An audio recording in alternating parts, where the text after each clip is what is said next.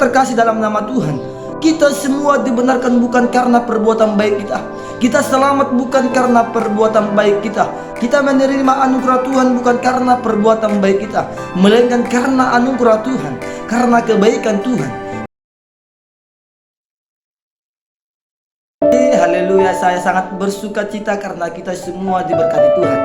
Firman Tuhan saya akan bawakan kepada kita semua. Kita persiapkan hati kita untuk menerima firman Tuhan, supaya kita bisa melihat rancangan Tuhan dalam hidup kita. Kita buka Alkitab kita di dalam Titus pasal yang ketiga ayat yang kelima. Firman Tuhan berkata kepada kita semua, pada waktu itu Dia telah menyelamatkan kita bukan karena perbuatan baik yang telah kita lakukan, tetapi karena rahmat-Nya oleh permandian kelahiran kembali dan oleh pembaruan yang dikerjakan oleh Roh Kudus.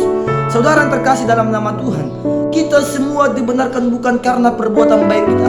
Kita selamat bukan karena perbuatan baik kita. Kita menerima anugerah Tuhan bukan karena perbuatan baik kita, melainkan karena anugerah Tuhan, karena kebaikan Tuhan. Dikatakan firman Tuhan, karena kita dibaptis oleh Roh Kudus, maka kita menerima suatu pembaruan. Apakah kita sudah menerima pembaruan itu melalui baptisan Roh Kudus? Kalau belum, mari kita jumpai Tuhan. Kita harus dibaptis dengan Roh Kudus. Kita harus berjumpa dengan Tuhan, supaya kita bisa menerima anugerah daripada Tuhan, yaitu baptisan Roh, sehingga kita berkata-kata dengan Roh. Karena firman Tuhan, tanpa permandian manusia tidak bisa mengalami perubahan. Oleh sebab itu, saudara yang terkasih dalam nama Tuhan, kita boleh perhatikan kembali. Dikatakan firman Tuhan, oleh pembaruan yang dikerjakan Roh Kudus. Artinya semua usaha manusia tidak dapat membuat kita benar, melainkan karena Tuhan, karena Roh Kudus yang membenarkan kita, untuk kita bisa mampu melakukan perubahan dalam hidup kita. Melalui Roh Kudus kita mampu mengerti apa yang menjadi rancangannya Tuhan dalam hidup kita.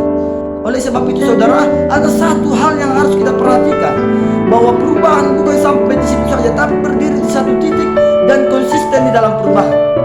Karena itu yang Tuhan mau dalam hidup kita. Kita boleh perhatikan di dalam bahasa Yunani, kata pembaruan adalah, kita boleh perhatikan dari ayat kelima, kata pembaruan, anakainos, berarti lagi, terus menerus, tidak berkesudahan. Kainosis, pembaruan, berarti apa? Berarti pembaruan yang terus menerus tanpa ada batas. Artinya apa? Artinya kita konsisten dalam perubahan. Kalau kita sudah menerima perubahan, maka kita berdiri di dalam satu prinsip, yaitu konsisten di hadapan Tuhan. Saudara yang terkasih dalam nama Tuhan, ayat ini menunjukkan bahwa pembaruan adalah suatu proses yang berkelanjutan. Artinya tidak ada putus-putusnya. Kalau kita berubah di hadapan Tuhan, mari kita berubah terus tanpa kita mengingat kembali masa lalu kita. Oleh sebab itu, saudara yang terkasih, proses ini dimulai hanya sesudah terjadinya permandian kembali. Sama seperti saya katakan yang awal, tidak ada orang mengalami perubahan kalau tanpa permandian oleh Roh Kudus. Artinya kita mengalami Tuhan melalui apa? Baptisan Roh, yaitu kita menerima Roh Kudus dan kita berkata-kata dengan bahasa Roh, sehingga kita bisa terbangun di hadapan Tuhan, sehingga kita bisa menerima kuasa daripada Tuhan. Oleh sebab itu, saudara yang terkasih, ini adalah pesan yang disampaikan Titus kepada orang percaya. Agar apa? Agar mereka mengetahui pada saat itu bahwa perubahan bukan terjadi perubahan sampai di situ saja, tapi berkelanjutan. Kalau kita menerima perubahan, mari kita berdiri dalam satu konsisten. Tapi kalau kita belum menerima perubahan, mari kita mengalami Tuhan, mari kita mengalami Roh Kudus, sehingga kita mengalami perubahan. Firman Tuhan di dalam setiap hidup kita, mari kita semangat terus dan memacu diri kita dan berlari kepada Tuhan tanpa ada lelah, karena semua itu akan memiliki gairah untuk memiliki suatu prinsip yang benar dan hasrat untuk melakukan kebenaran di hadapan Tuhan.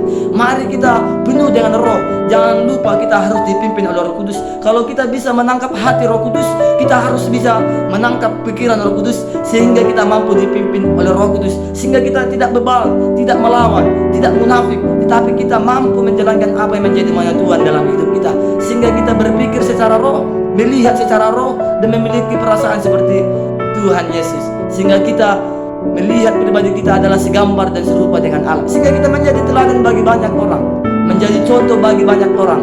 Karena firman Tuhan mengatakan bahwa anak-anak Tuhan harus menjadi garam dan terang bagi dunia ini. Mari kita menjadi garam dan terang bagi dunia ini melalui perubahan yang kita alami kepada Yesus, melalui apa? Melalui kesaksian kepada semua teman-teman kita, kepada keluarga kita, kepada teman-teman kita, sahabat kita, bahkan semua orang. Kita harus menjadi garam dan dunia, karena tanda orang sudah mengalami Tuhan pasti menjadi teladan bagi banyak orang. Firman Tuhan pada saat hari ini itu saja yang bisa saya sampaikan. Mari kita bertumbuh di dalam Kristus dan berbuah. Terima kasih, Tuhan Yesus memberkati kita semua. Salam.